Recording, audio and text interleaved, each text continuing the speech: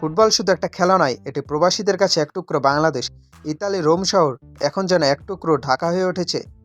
উপলক্ষ বাংলাদেশ বনাম স্যান merino football match. ভাবা যায় রোম থেকে স্যান মেরিনো দূরত্ব পায় ৩৫০ কিলোমিটার, কিন্তু দূরত্বের এই বাধা যেন আজ ফিকে হয়ে গেছে দেশপ্রেমের কাছে।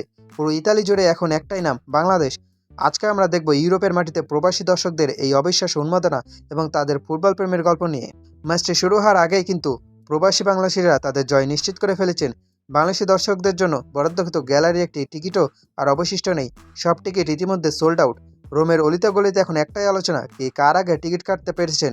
সান মেরিনোর গ্যালারিতে যখন লাল সবুজের পতাকা উঠবে, তখন ভিনদেশিরাও অবাক হয়ে দেখবে আমাদের দেশের প্রতি এই ভালোবাসা।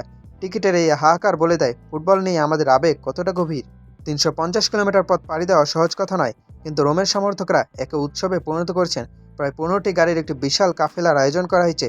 হাজার হাজার দর্শক গ্রুপ করে একযোগে স্লোগান দিতে দিতে সান মেরিনোর উদ্দেশ্যে যাত্রা করবেন। গাড়ির ভেতরে বাজবে বাংলাদেশের গান, আর মনে থাকবে জয়ের স্বপ্ন।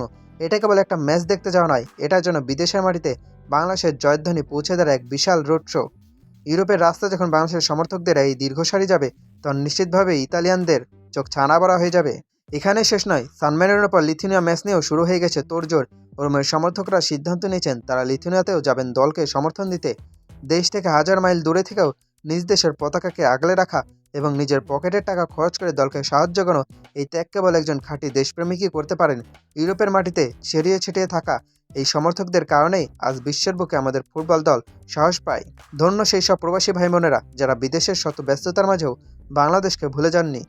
আপনাদের এই চিৎকার, এই উন্মাদনা আমাদের ফুটবলারদের জন্য অনেক বড় অনুপ্রেরণা। ইউরোপের মাঠে যখন বাংলাদেশ ধ্বনি উঠবে, তখন প্রবাসের মাটিও যেন ধন্য হয়ে যাবে। প্রবাসীদের এই সাপোর্ট নিয়ে আপনার মতামত কী?